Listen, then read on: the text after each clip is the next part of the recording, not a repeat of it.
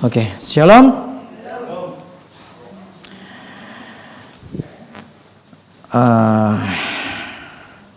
Minggu lalu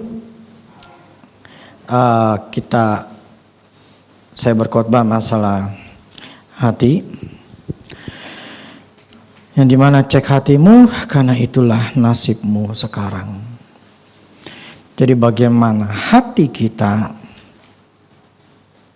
itulah nasib kita.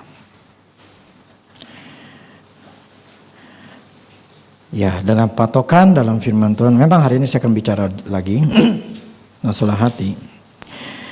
Ya, di Amsal 4:23 kalau dalam bahasa Inggris terjemahan barunya mengatakan, jagalah hatimu dengan segala kewaspadaan, karena dari situlah terpancar kehidupan. Tapi dalam bahasa sehari-harinya katakan, jagalah hatimu baik-baik, sebab hatimu menentukan jalan hidupmu. Jadi benar-benar jalan hidup kita ditentukan oleh hati. Jadi hati itu sangat-sangat mempengaruhi hidup kita. Sehingga kalau kita tidak memperhatikan dan tidak peduli dan tidak mau bereskan, ya sudah. Itulah nasibmu.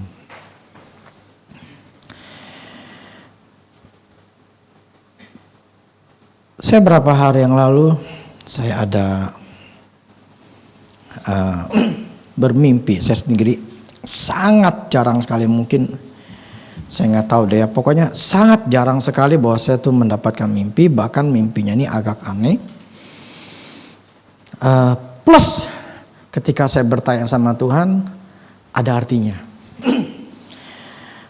Saya nggak tahu, mungkin yang pertama kali atau saya pernah begitu atau enggak. Tapi ketika saya bertanya sama Tuhan, jadi mimpi saya gini, bla bla bla bla. Terus saya tanya Tuhan, artinya apa sih Tuhan? Kemudian ya selalu saya katakan, saya nulis. Jadi saya pakai iPad, ada aplikasi notesnya. Saya tulis semuanya, apa yang ada di dalam hati saya. Dan ketika saya lihat lagi, saya lemas.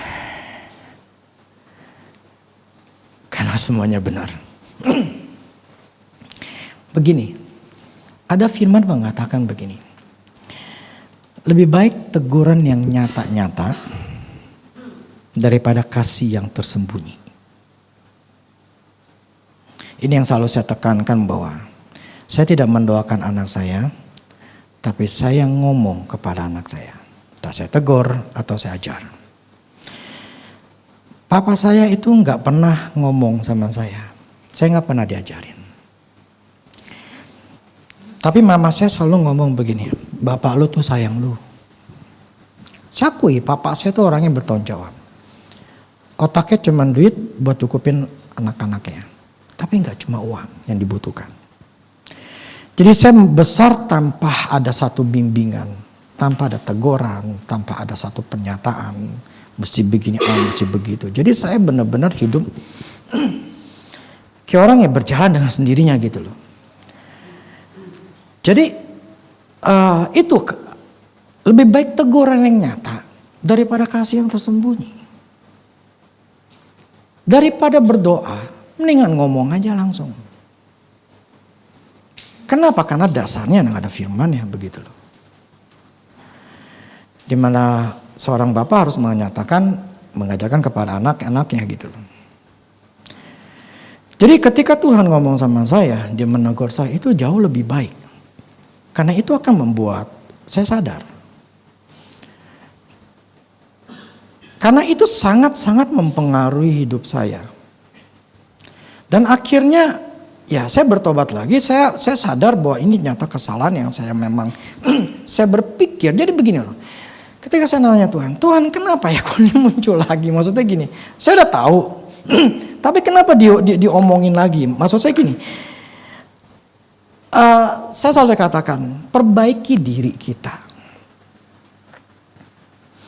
Untuk kita memperbaiki, ada hal-hal yang salah dalam hidup kita, terutama di hati kita, itu harus dikorek dan itu butuh Tuhan.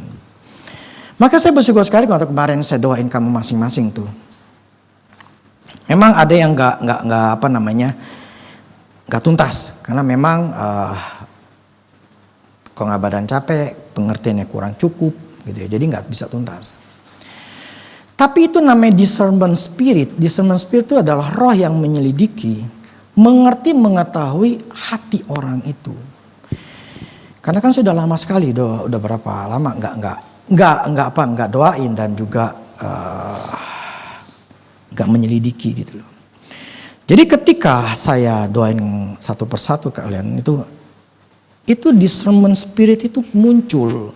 Yang saya maksud gini, saya bisa tahu hati kalian itu apa, pikiran kalian itu akarnya di mana, masalah di mana. Karena memang ya seperti itu. Maksudnya yang dibutuhkan adalah keadaan hati kita, kondisi hati kita, siapa kita dalam hati kita, itu yang harus dimunculin. Nah, itu yang Allah lakukan dalam diri saya di dalam mimpi gitu loh. Kemudian dia dijelaskan ketika saya menulis. Karena memang itu dibutuhkan di kita adalah teguran yang nyata-nyata daripada kasih yang tersembunyi. Lebih baik dikasih tahu kesalahannya. Dan kita mau menjadi orang yang terbuka. Bukan orang yang kepala batu. Karena menganggap dirinya benar. Karena begini, saya tetap berpatokan begini. Jangan rendahkan nubuatan, tapi ujilah segala sesuatu. Prinsipnya adalah setiap misalnya saya berkhotbah seperti ini, jangan telan mentah-mentah,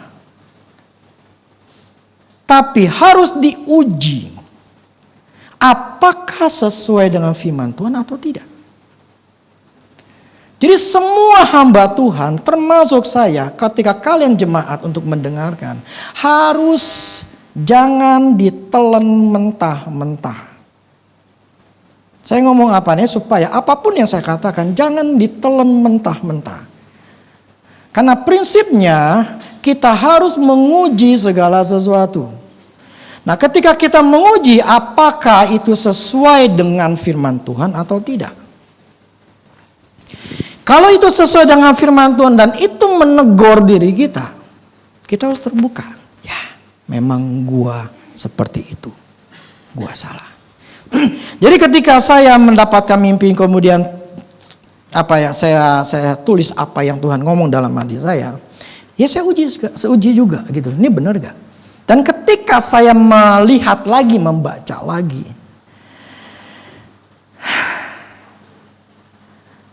ya benar.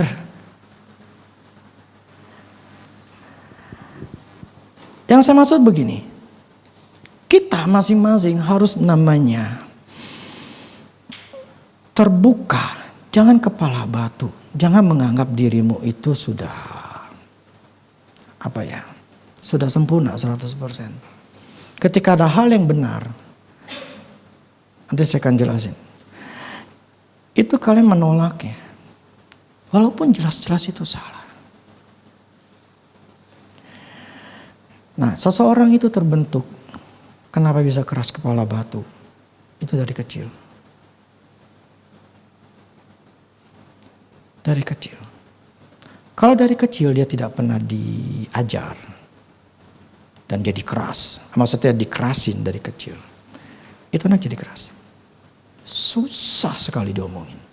Gak bisa malah diomongin ya. Karena memang dibentuk sama orang tuanya. Entah sama bapaknya, entah sama emaknya. Dibentuk. Akhirnya jadi keras. Nah kerasnya itu akan membuat anak itu, orang tuanya jadi susah. Makanya saya selalu katakan, pernah saya katakan bahwa salah didik anak, susah di hari tua. Kita harus menjadi orang yang terbuka. Tapi kalau kita sudah menjadi orang yang keras, apalagi sudah terbentuk dari kecil, ya, apalagi sudah tua, wah, setengah mati itu. Bahkan Saya katakan mustahil bisa berubah. Karena sudah terbentuk. Untuk bisa berubah. Saya ingin kasih tahu. Sangat susah. Apalagi gak dengar firman Tuhan. Ketika Tuhan ngomong sama saya, ketika saya tulis. Saya bertanya. Jadi soalnya begini. Tuhan kasih tahu nih, ini yang A, lu salah nih. Setelah A saya beresin. Tuhan muncul lagi B. Lu B-nya salah nih. Lu beresin. Nah setelah beresin B-nya. Munculin lagi sama Tuhan. Lu C-nya belum selesai. Jadi saya tanya kenapa Tuhan? Itu langkah demi langkah, step by step. Gak bisa dilangsungin. Kenapa? Otak saya gak nyampe. Tapi prinsipnya saya tuh terbuka untuk Tuhan yang berbicara kepada saya secara pribadi. Nah kadang-kadang saya tulis Tuhan, apalagi sih yang saya yang salah. Apalagi sih yang saya kurang, yang saya harus beresin. Karena ini, bagaimana keadaan hati kita. Itu nasib kita. Nasib kita ditentukan oleh hati kita. Hati kita jelek, hati kita bermasalah, hati kita salah. Ya jelek. Makanya hidupnya jelek.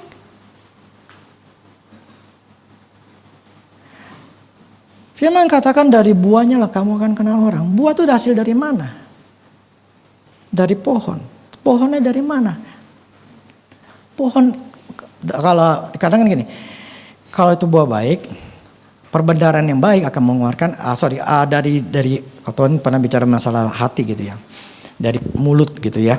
Keluarnya itu kalau yang dari dalamnya bagus, ya keluarnya bagus. Ada keluarnya kata-kata yang bagus. Tapi yang darinya dalamnya jelek, ya keluarnya jelek. Artinya apa? Buah itu tergantung hati kita. Kita mengenal orang karena buahnya.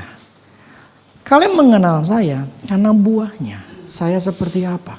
Dan itu terlihat maksudnya apa yang saya tanam. Jadi hati manusia itu akan menentukan kehidupan manusia itu sendiri. Kalau kita tidak menyadari, ya memang gue seperti ini, sifat gue seperti ini, mau dibilang apa? Ya sudah. Artinya kau menunjukkan, gue udah begini. Untuk berubah, emang gue udah begini, merubah apanya? Ya sudah. Ya gak berubah hidupnya. Itu aja. Nah, saya ingin bicara hal salah hati. Coba kita buka dulu. Lukas 8 ayat 11 sampai 15. Lukas 8 ayat 11 sampai 15. Inilah arti perumpamaan itu. Benih itu adalah firman Allah. Yang jatuh di pinggir jalan. Jalan itu ialah orang yang telah mendengarnya. Kemudian datanglah iblis lalu mengambil firman itu dari dalam hati mereka. Supaya mereka jangan percaya dan diselamatkan. Yang jatuh di tanah yang berbatu-batu ialah orang yang setelah mendengar firman itu menerimanya dengan gembira. Tapi mereka tidak berakar. Mereka percaya sebentar saja dan dalam masa pencobaan mereka murtad. Yang jatuh dalam semak duri ialah orang yang telah mendengar firman itu dan dalam pertumbuhan selanjutnya mereka terhimpit oleh kekhawatiran dan kekayaan dan kenikmatan hidup sehingga mereka tidak menghasilkan buah yang matang. Yang jatuh di tanah yang baik itu adalah orang yang setelah mendengar firman itu menyimpannya dalam hati yang baik dan mengeluarkan buah dalam ketekunan. Ini ada 4 jenis hati. Saya langsung masuk ke dia. Yang pertama itu di pinggir jalan. Maksudnya apa? Orang yang punya jenis hati ini datang ke gereja seperti ini. Atau dengerin khotbah di YouTube. Datang ke gereja hanya rutinitas. Karena memang orang Kristen adalah seorang yang harus datang ke gereja. Kalau orang Islam ada Jumatan. Ya Buddha bla bla yang lain. Sama seperti itu sebagai rutinitas. Jadi ketika dikhotbahkan. blank. Nggak akan ada yang sesuatu firman itu yang merubah. Karena memang hati dimulainya itu gua hanya pengen dengar doang. Tetap ada yang namanya sesuatu yang gua pengen diubahkan. Tidak ada yang namanya satu keinginan haus dan lapar. Gue pengen dengerin lagi, gue pengen dengerin lagi. Atau mereka yang nonton di YouTube. Nonton sambil makan kacang, sambil ngelihat yang lain, handphone yang lain, bla bla segala macam. Jadi ya khotbah tapi otaknya kemana, matanya kemana-mana lagi gitu loh. Ya mana bisa. Itu yang di pinggir jalan, jadi setan ngelihat ya udah. Nggak bakal nyantol gitu loh.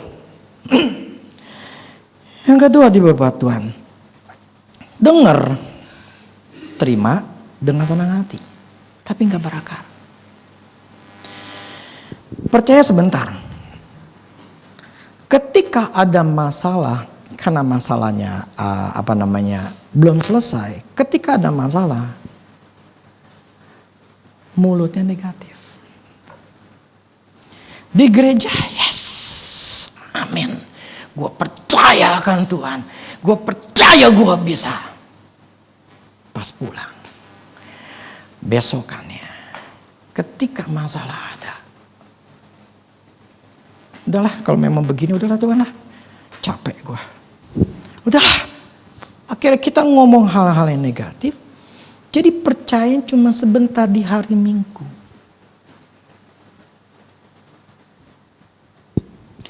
Tapi di hari biasa ngomongnya negatif. Yang mana bisa bertumbuh lah itu benih. Yang ketiga semak duri. Dengar lalu bertumbuh. Nah ini mendingan nih. Dengar, yes. Gue mesti memperkatakan. Iya sampai rumah memperkatakan. Kemudian merenungkan dan menyadari gitu loh. Wah ini gue mesti memperkatakan, merenungkan firman Tuhan. Karena memang gue harus bisa berbuah. Gue harus bertumbuh. Gue akan pertahankan. Tapi pertumbuhannya mandek. Kenapa? Ketika kesehariannya mikir tuh belum bayar. Masih ada kebutuhan. Masih harus begini begitu, masalah masih begitu. Tapi masih memperkatakan firman Tuhan.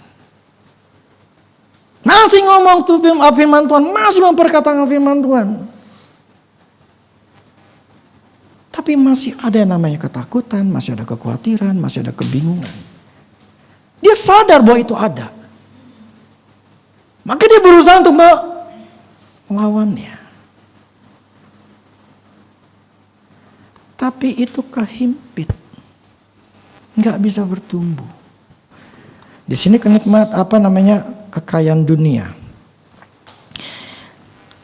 Mikirnya duit. Setiap hari di kerjaan lah, di rumah, mikirnya duit aja gitu. Jadi firman Tuhan itu tidak bisa bertumbuh karena otaknya uang, kekayaan. Nah yang ketiga itu kenikmatan hidup. Misalnya makan. Kan nikmatin hidup kan. Makan, jalan-jalan, pergi, terus shopping, segala macam.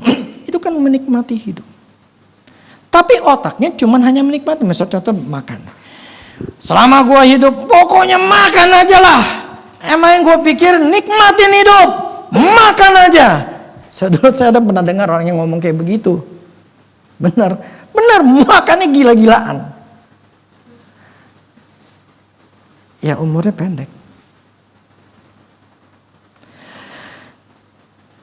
Jadi menikmati hidup, fokusnya adalah menikmati hidup, di mana dia ingin mendapat, ya apa yang dia dapat itu dia pengen nikmatin itu semuanya. Misal contoh makan, dia makan apa aja, mau yang mahal kayak mau yang murah kayak pokoknya yang dia nikmatin, yang dia enakin, pokoknya dia makan aja gitu loh. Dia nggak peduli gitu loh. Misalnya hobi. Gereja nggak gereja, pelayan nggak pelayan, gue nggak pikirin. Soalnya gue punya hobi nih, bentrok, gue mesti pergi. Atau kerjaan lah. Jadi jenis ini nggak mateng-mateng buahnya.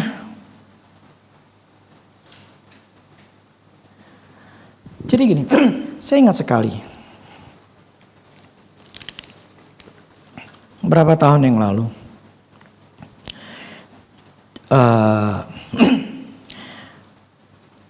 saya mengerti beginian. Ternyata saya minta sama Tuhan, Tuhan tunjukin ladangnya saya di alam roh ya.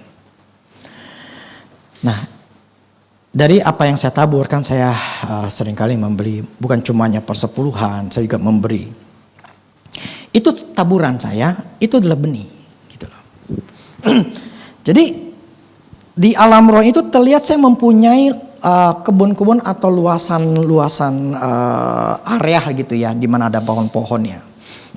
Ada yang pohon itu baru kelihatan baru ditanam gitu, jadi masih muncul kecil gitu loh. Tunasnya atau apanya lah ya. Tapi ada juga yang pohon yang sudah gede, udah tinggi, tapi belum berbuah. Nah, ada bagian, istilahnya bagian kebunnya saya, itu udah berbuah, tapi belum mateng. Jadi di alam rohnya Tuhan perlihatkan, karena saya menabur, baru nabur nih gitu loh. Ya masih kecil. Ya saya kan bayar persepuluhan atau saya memberi gitu ya, itu baru kecil gitu loh. Tapi ada yang sudah saya tabur itu bekas yang tahun lalu gitu loh, atau yang beberapa bulan yang lalu. Nah itu seolah-olah Tuhan ingin kasih gambaran bahwa inilah cara kerjaku gitu loh. Ketika engkau menabur, gini loh, itu ada proses untuk bisa kita panen. Nah banyak kan orang Kristen ketika dikatakan gini, oleh bilur-bilurnya aku telah sembuh, amin. Dia tumpangin tangan dalam nama Yesus, badannya semua sakit penyakit ini, penyakit misalnya diabetes, dalam nama Yesus, semua sakit diabetes oleh bilur-bilur Yesus aku disembuhkan, amin, aku percaya. Besokannya, aduh, diabetes kambuh. Loh kok Tuhan saya kemarin udah percaya loh, sudah doain, saya percaya 100% bahwa saya itu disembuhkan oleh bilurnya, aku telah sembuh. Kok pagi ini masih sakit Tuhan? Sekarang saya tanya, kita nanam pohon jambu nih, biji jambu, taruh, besokannya langsung berbuah nggak?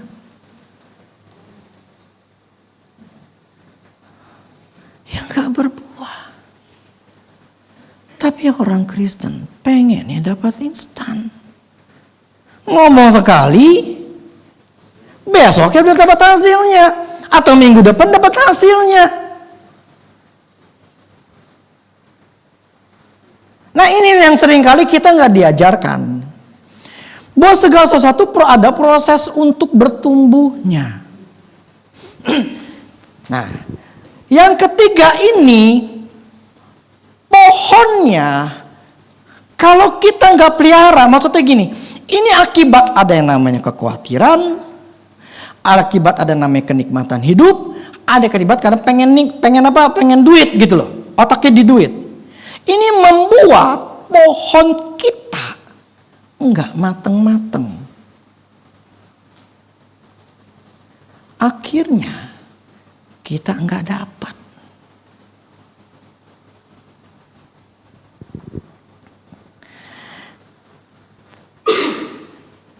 Apa ya? Ini seringkali kita tuh nggak ngerti bahwa segala sesuatu ada prosesnya. Terus untuk bisa mendapatkan buah itu butuh tanah. Tanah yang subur, tanah yang bersih. Kok di sini Tuhan katakan dari dalam hati mereka. Jadi hati kita lah yang namanya tempat benih itu ditabur. Nah, saya tanya nih, misalnya ini saya nih punya namanya gampang lah. Biji itu namanya kacang hijau. Saya taruh di sini. Pertanyaan saya, numbuh nggak? Kenapa? Nggak ada medianya. Firman Tuhan tidak akan bekerja kalau nggak pernah kita taruh. Tapi orang Kristen pengen sekali ngomong, besok udah jadi.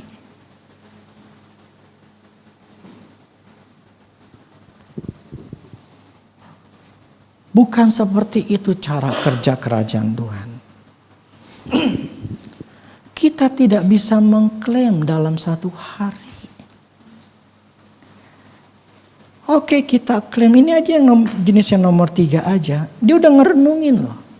Dia udah memperkatakan firman Tuhan loh. Dia udah bertumbuh loh. Udah bertumbuh. Tapi nggak mateng-mateng.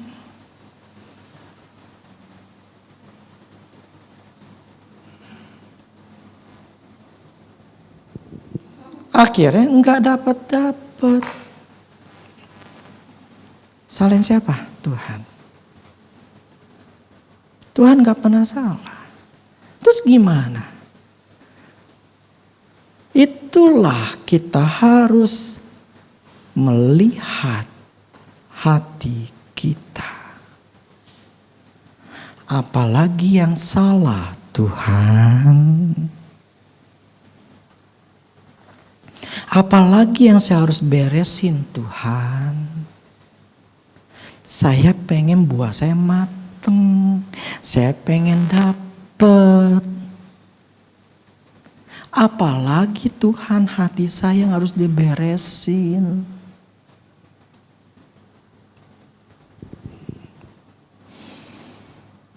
Saya ingin kasih tahu.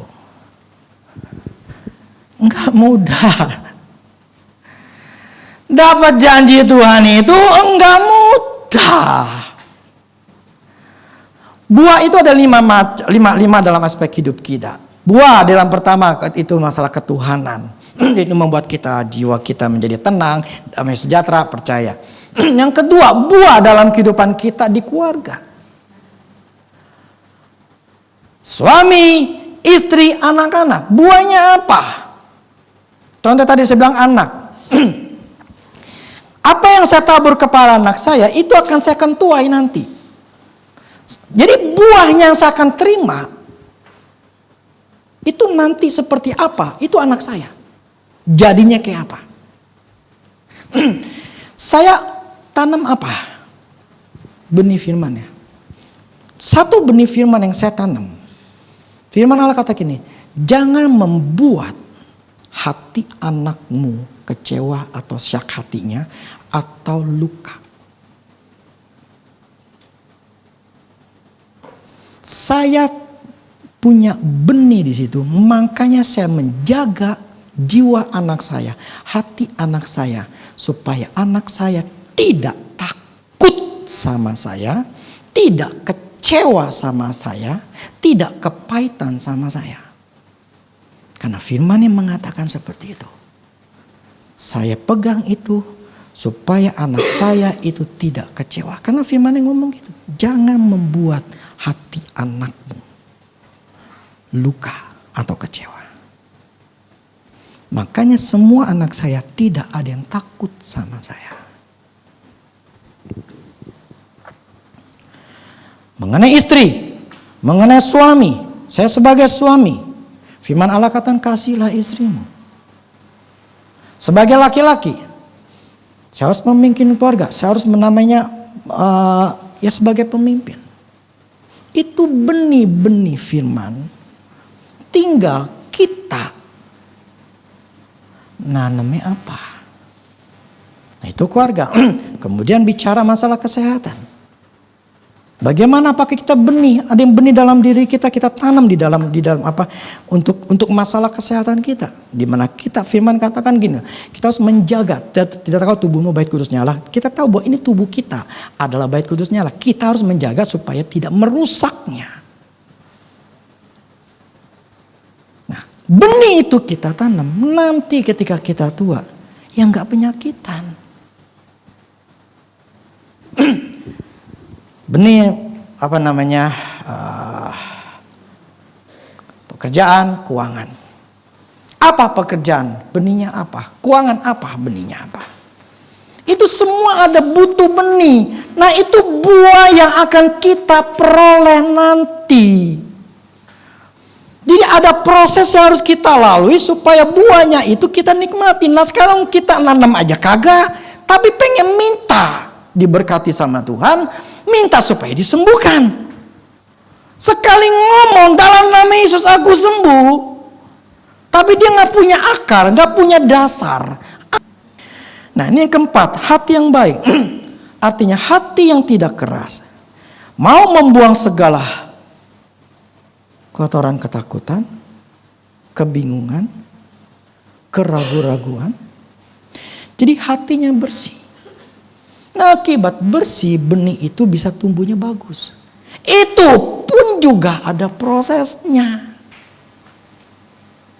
Maka dikatakan mengeluarkan buah dalam ketekunan. Jadi saya ingin katakan, untuk kita mendapatkan buah atau kebahagiaan dalam hidup kita, itu bukanlah hal yang mudah. Kita harus nanam dulu, dan udah nanam pun gak bisa langsung kita dapat. Itu proses. Tapi untuk bisa mendapatkan buahnya, butuh hati yang bagus. Kalau hati kita jelek, yang gak dapat. Apalagi yang hati yang pertama tuh, batu. Di pinggir jalan. Udah gak bakal berubah. Sampai mati pun gak bakal berubah. Sampai mati gak bakal berubah. Memang kelihatannya keras, tapi memang inilah cara kerjanya. Ini Tuhan perumpamakan. Firman Tuhan itu yang bisa merubah kita. Kalau firman Tuhan itu enggak kita tanam. Sekarang saya tanya gini. Yang memberikan pertumbuhan itu siapa? Tanahnya atau benihnya?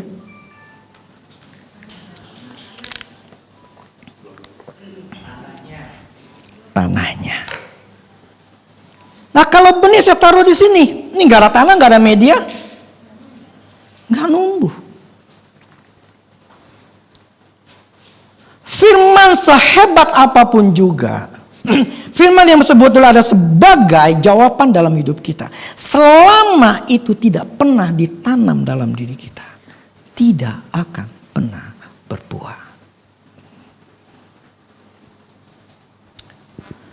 Jadi butuh dari kita harus punya hati yang bersih. Itulah makanya kenapa minggu lalu saya doain untuk hati kalian bersih.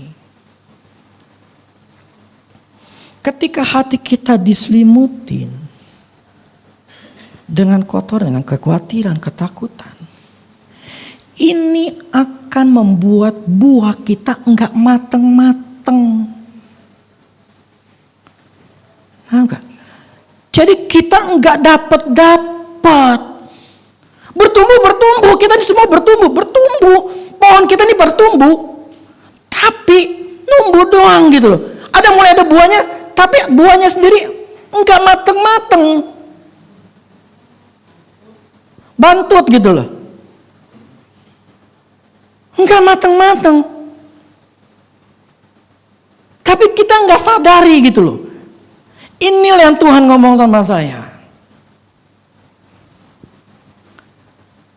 Kalau kita ingin buah kita benar-benar nanti kita dapat,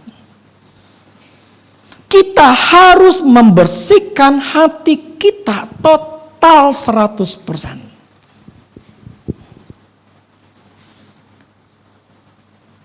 Baru itu benih bertumbuh dengan baik. Dan nunggu waktunya. Jadi waktu ketika saya dikasih lihat mengenai ladang itu.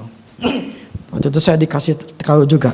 Itu ada pohon yang buahnya sudah sedikit lagi matang. Ini saya bicara karena saya nabur ya. Jadi ini bicara keuangan. Itu nggak lama lagi akan saya panen. Dan akhirnya memang saya dapat. Yang saya katakan gini, kalau kita nggak pernah nabur, tapi kita mengharapkan buah, gimana ceritanya?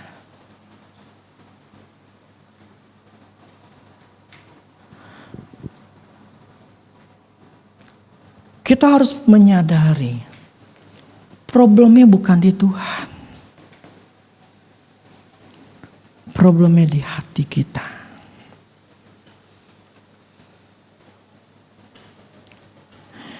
Selama hati kita masih ada kekhawatiran, mikirin duit, hati di uang, nikmatin hidup, itu firman gak bakal bisa bertumbuh. Gak akan bisa berbuah. Itulah penyebabnya. Mayoritas kita tidak berbuah.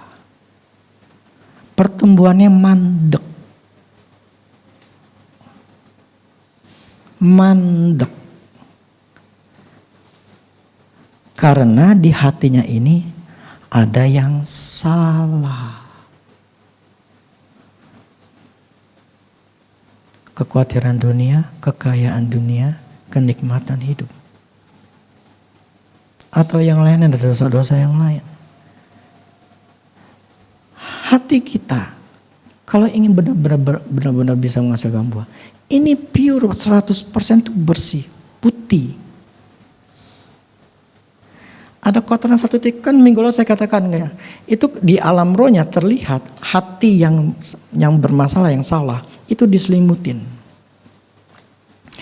Tergantung apa yang diselimutin ya. Bisa namanya rasa bersalah, diselimutin masalah dengan ketakutan, kekhawatiran, itu diselimutin. Jadi diselimutin benar-benar diselimutin. Seperti ini ada baterai, ini saya ada di sini gitu loh. Baterainya di dalam tangan saya. Jadi benar-benar hati ini dipegang. Nah selama hati dipegang benih ini baterai ini saya pegang, ini baterai nggak bisa ngapa-ngapain, nggak bisa keluar.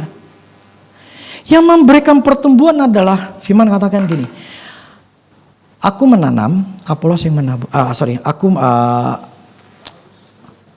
Apolos gitu ya. Pokoknya gini, aku menabur, terus dia si ini menuai, Apolos atau gitu ya. Yang memberikan pertumbuhan adalah Allah. Yang memberikan pertumbuhan dalam diri kita itu Roh Kudus.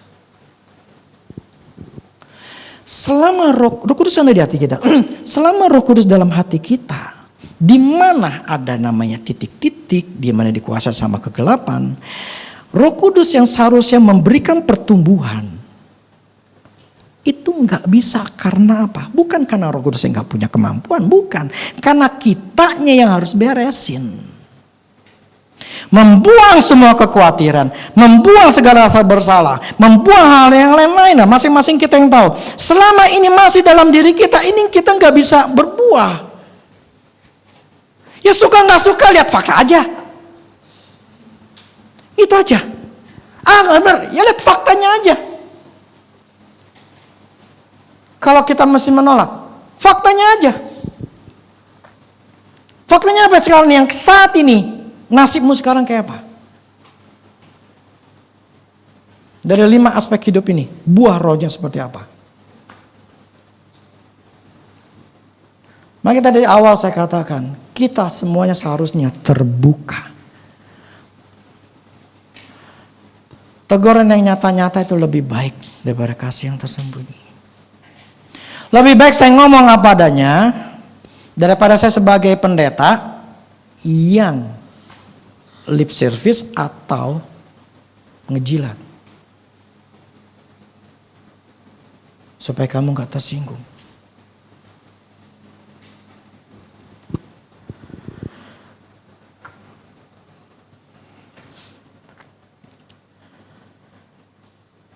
Yang saya ingin katakan begini. Fokuslah membersihkan hati kita masing-masing. Kalau pengen dapat buahnya, biar buahnya itu enggak bantet tapi bisa matang. Sadar itu kalau ada dalam diri kita.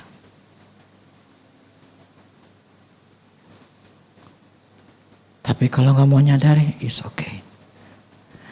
Allah tidak bisa mengontrol segala sesuatu. Kita diberikan yang namanya kebebasan untuk memilih, free will. Kita yang menentukan nasib hidup kita. Mau ngikutin firman Tuhan, sok silakan, kau akan bahagia. Nggak mau ngikutin juga, aku nggak akan marah, nggak akan benci, kata Tuhan.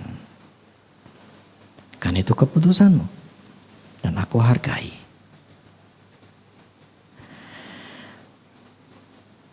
Tapi kalau kita nggak sadari dan kita menganggap, oh, udahlah, gue memang seperti ini, nasib gue seperti ini, ya sudah. Kau pengen hidup sampai mati dengan keadaan seperti, ya sudah. Udah bersyukurku, ya sudah. It's okay, no problem. Makanya saya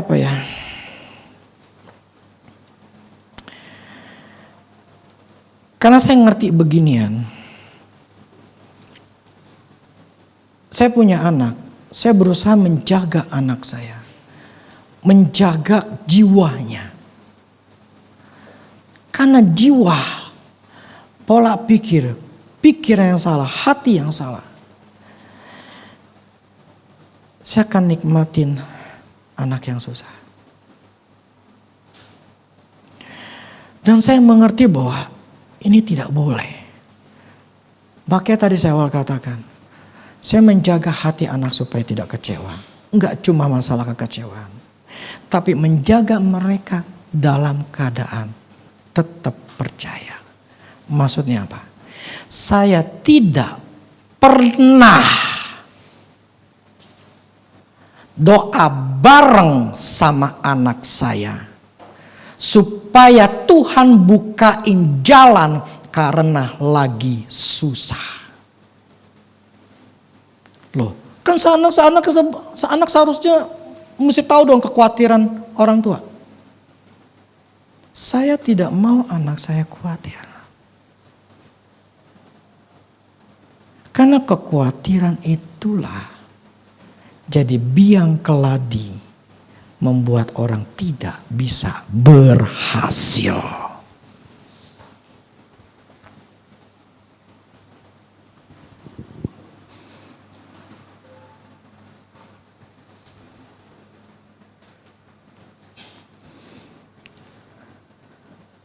Ketakutan adalah nomor satu membuat seorang tidak pernah bisa berhasil. Percaya sama saya. Bukan karena kutuk-kutuk segala macam, tapi karena nomor satunya adalah ketakutan. Ketakutan itulah yang menjadi penghalang untuk orang bisa berhasil. Takut gak bisa lah, takut gak berhasil lah, takut gagal lah, takut melangkah lah, bla bla segala macam. Takut ntar kenapa-napa lah, ntar takutnya rugi lah, ntar takutnya inilah, takutlah itu. Tidak akan pernah berhasil orang yang mengalami ketakutan. Selama orang itu belum dan bisa mengalahkan ketakutan, selama itu juga orang itu tidak akan pernah bisa berhasil. Apa dasar firman? Yaitu karena kekhawatiran, sehingga dia tidak menghasilkan buah. Firman yang ngomong, bukannya saya. Yang saya ingin tekankan hari ini, kalau mau berhasil, kalau ingin mendapatkan buah, hati kita diberesin dulu.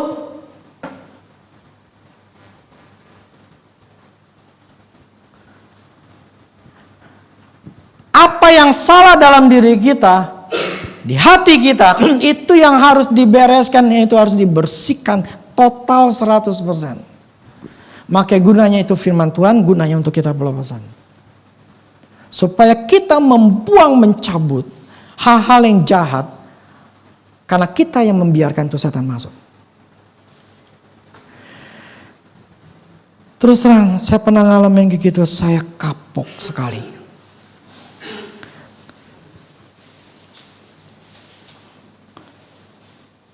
Setan tidak akan pernah bisa kerja. Jadi sekarang saya nggak setuju dan katakan ini seizinnya Tuhan. Kagak.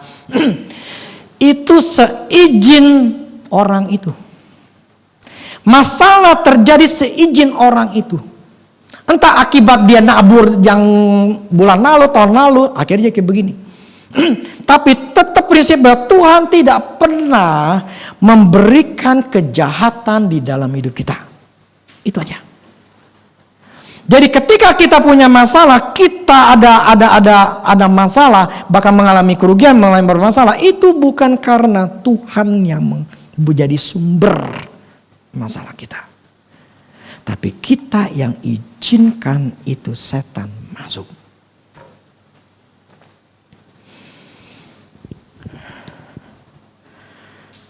Kenapa saya berani ngomong gini? Karena saya ngalamin. Saya izinkan setan masuk. Saya ingat sekali dulu masalah yang tahun sekitar 2004 atau 2005. Saya untuk mendapatkan, jadi waktu kan kita nih ngontrak. Sekarang udah kita punya, waktu ngontrak itu 2 juta doang saya minta sama Tuhan. Tuhan, saya janji iman nih 2 juta. Karena kita saroan nih. Waktu itu 17 juta untuk rentnya itu setahun sewanya. Saya bilang saya butuh nih Tuhan. Sampai hari hanya gak ada duit yang masuk. Wah, saya kecewa. Saya kecewa berat banget, benar-benar berat banget sama Tuhan. Saya marah sama Tuhan. Yang tahu kejadian ini mah yang awal-awal mula, cuman si Unde, kayaknya kamu udah ada belum ya? Belum ada. Christine sama si Beran doang. Di gereja saya pulang. Karena saya saking marah, saking kecewanya sama Tuhan. Saya benar marah banget sama Tuhan. Ya karena gak dapat Tuhan. Saya berdoa, saya meminta. Maka saya bilang, sudah gak mau doa-doa, saya gak mau minta-minta sama Tuhan. Bukan karena saya kecewa untuk gara-gara gitu, bukan. Karena saya ngerti cara kerja atau pola pikir ya Tuhan. Akibat itu, urapan saya hancur. 0. Boleh saya katakan 0. Seperti orang nih, saya lagi pakai baju, bajunya saya copotin, hilang. Sedangkan saya pelayanan dalam dunia roh. Ya kan. Tapi prinsipnya saya tahu saya nggak pakai baju. Itu prinsipnya. Saya tahu urapan saya hilang. Saya tahu banget. Bener-bener ya. Ya kalau kita nggak pakai baju tahu dong. Oh gue nggak pakai baju karena kan ngerasain gitu kan angin segala macam kan. Jadi ada ketakutan dari benda sini. Kacau nih gue nggak, ya urapan gue hilang nih gimana nih kan mudah sekali setan nyerang. Contoh kemarin ada satu yang nanya tuh. Ko Rudi, bagaimana dengan diserang? Sebetulnya saya nggak mikir itu waktu itu diserang, enggak. Ketika saya tanyakan apakah ada serangan balik, saya cuma ngomong gini, saya coba mikir-mikir gitu. Saya tidak pernah mempunyai pikiran suatu hari saya akan diserang. Karena saya tidak pernah berpikir gini, gue harus jaga-jaga nih. Gue habis pelayanan, karena seringan kita dengarkan ada orang pelayanan tiba-tiba diserang gitu kan. Ada satu hamba Tuhan dia ngelayani rumah udah rumah berhantu lah. Pulang-pulang diserang sampai kena jantungan lah gitu ya. Ada tuh, itu orang yang terkenal banget. Ketika ditanyakan gitu, saya tidak pernah berjaga-jaga untuk supaya tidak diserang. Dengan cara apa? Misalnya dalam nama Yesus, kalau banyak orang, aku tutup bungkus untuk suami, istriku, untuk anak-anakku yang di rumah. Saya enggak lakuin itu. Nah terus, yang enggak ngelakuin aja. Emang kenapa? Enggak kepikiran. Apa yang kita pikirkan, bagaimana kau memperhitungkan dirimu, demikian engkau. Saya tidak memperhitungkan diri saya akan diserang oleh setan. Saya tidak memperhitungkan akan ada serangan balik. Lah karena saya tidak memperhitungkan ada serangan balik, ya saya nggak diserang. Terus ya pertama juga, seperti begini. Prinsipnya adalah saya tahu Tuhan sudah menang. Jadi terus kedua, saya punya kuasa. Jadi saya nggak takut. Untuk apa saya takut? Gitu loh, saya punya kuasa. Yang ketiga, ini pelayanan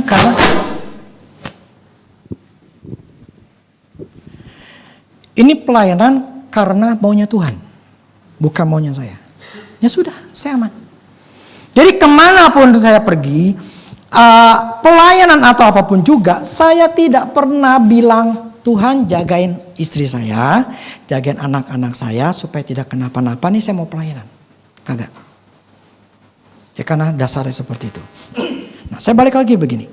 Bagaimana saya memperhitungkan diri saya? Itulah kita. Itulah saya.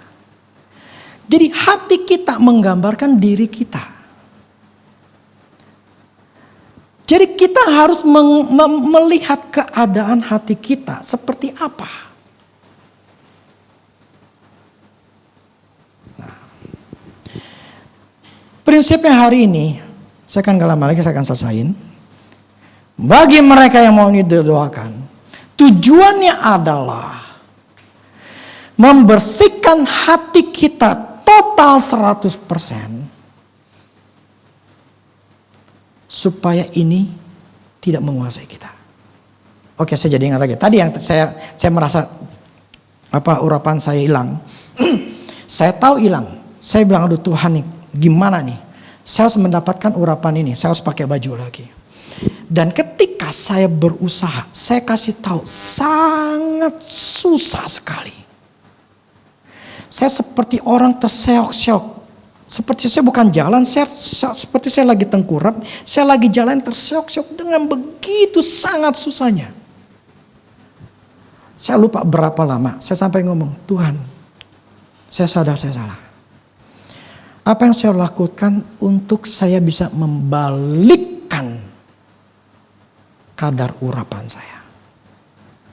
Karena saya tahu saya tidak nyaman dengan keadaan kayak begini. Tuhan katakan begini, kamu puasa. Di hari Sabtu, saya lupa berapa hari saya puasanya. Tujuan puasa untuk saya fokus sama Tuhan. Di hari Sabtu, aku akan kembalikan urapanku yang bukan karena Tuhan yang ngambil loh. Bukan. Tuhan tidak pernah ketika dia memberikan, kemudian dia menyesali, kemudian diambil. Firman-Nya ada yang mengatakan seperti itu. Tapi saya karena kekecewaan itu, saya mencopotkan itu semua. Lepasin semua. Saya ngelihat, masuklah. Sangat tidak enak ketika kita tidak sadari kita buka pintu setan masuk. Benar, susah sekali untuk baliknya. Susah sekali.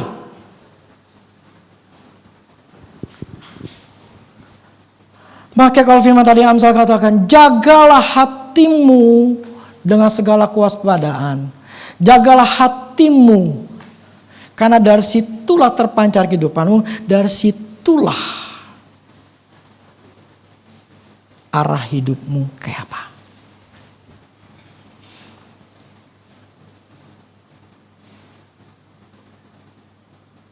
Jadi, usaha kita sebetulnya bukan menjadi seorang pengemis minta-minta sama Tuhan, berkati saya Tuhan. Bukan. Tapi justru Tuhan, apalagi yang saya harus beresin.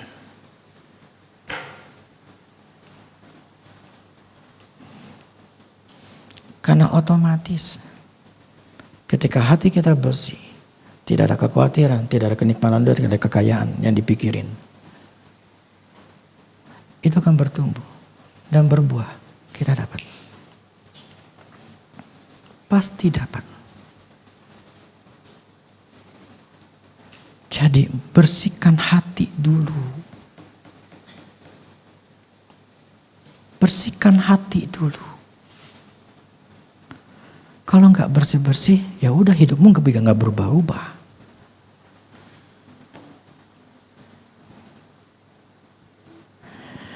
Kalau Tuhan bicara kepada kita saat ini, atau besok, atau lusa.